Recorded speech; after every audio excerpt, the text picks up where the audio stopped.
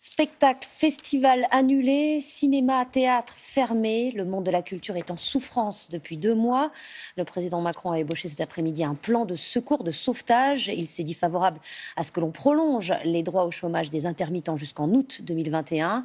Il a annoncé un grand programme de commandes publiques pour faire travailler les artistes et la création d'un fonds d'indemnisation pour les tournages de films et de séries annulés et reportés. La culture fait vivre 1 300 000 personnes en France.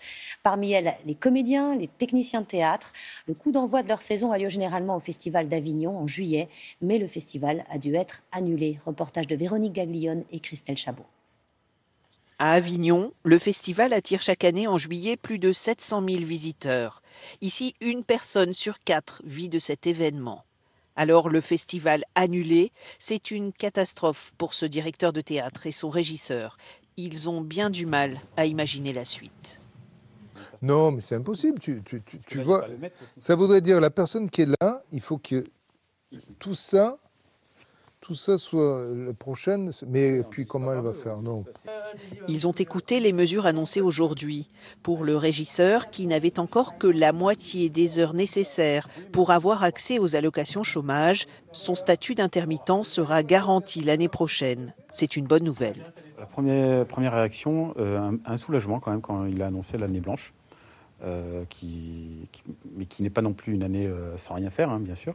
Mais après, un petit peu perplexe quand j'ai entendu la suite du discours où ça partait un peu, pour moi, à mon sentiment, dans tous les sens avec l'histoire de se réinventer. Se réinventer, ils n'attendent que ça. Mais quand et comment? Le ministre a évoqué la possibilité pour les artistes de répéter dès le 11 mai. Dans la répétition, on lâche tous les tabous, on essaie de se rencontrer, de se trouver, d'imaginer, de rêver, de comprendre un texte. Je ne vois vraiment pas, en respectant vraiment aujourd'hui en tout cas ce qu'on nous demande de respecter, ce que je trouve juste, je ne vois vraiment pas comment on peut mettre en place des répétitions, ça me paraît difficile.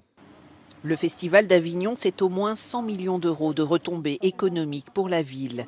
Alors oui, les commerçants ont hâte de rouvrir, mais ce cinéma indépendant et son bar ne se font aucune illusion. Je ne sais pas si le Français va venir à Avignon quand même s'il n'y a pas le festival. On l'espère, on sera là pour l'accueillir, si on peut. Mais ça ne compensera jamais une annulation de festival, jamais. Tous sont d'accord pour composer avec de nouvelles règles. Mais les professionnels du spectacle attendent également des mesures de soutien à long terme.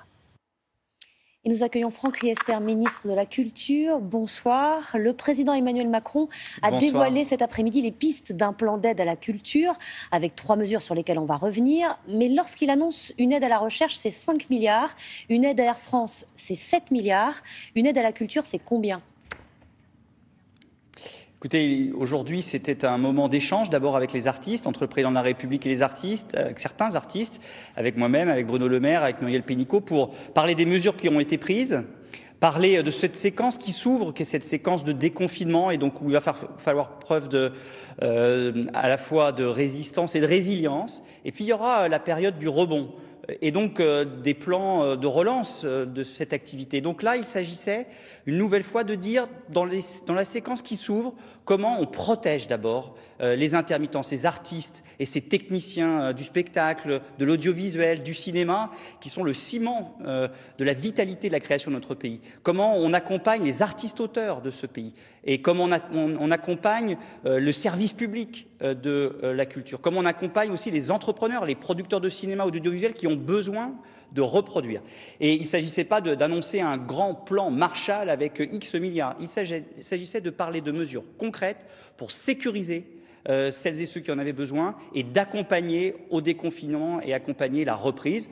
Par exemple pour les librairies, par exemple pour les salles de cinéma où nous travaillons avec évidemment leurs représentants pour voir de quelle manière les salles de cinéma et quand vont-elles pouvoir rouvrir. C'est la question qui a été évoquée tout à l'heure et si vous me le permettez, Anne-Sophie Lapix, je voudrais revenir sur un point.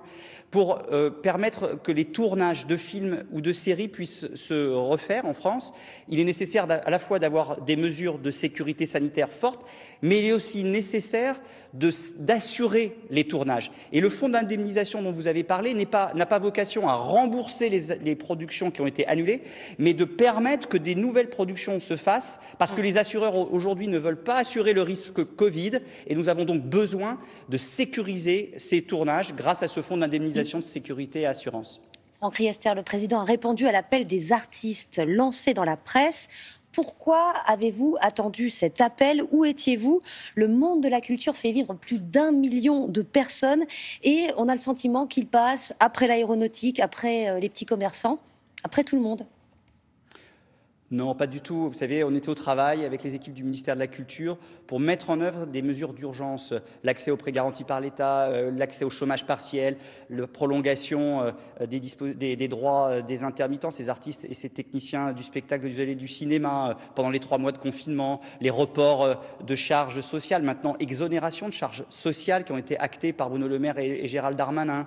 Et donc nous étions au travail, et au travail notamment pour préparer cette séquence qui s'ouvre, préparer le déconfinement, préparer les mesures de sécurité, préparer les dispositifs d'accompagnement financier des acteurs de la culture qui en ont besoin. Merci beaucoup, Monsieur le Ministre, d'avoir répondu à nos questions.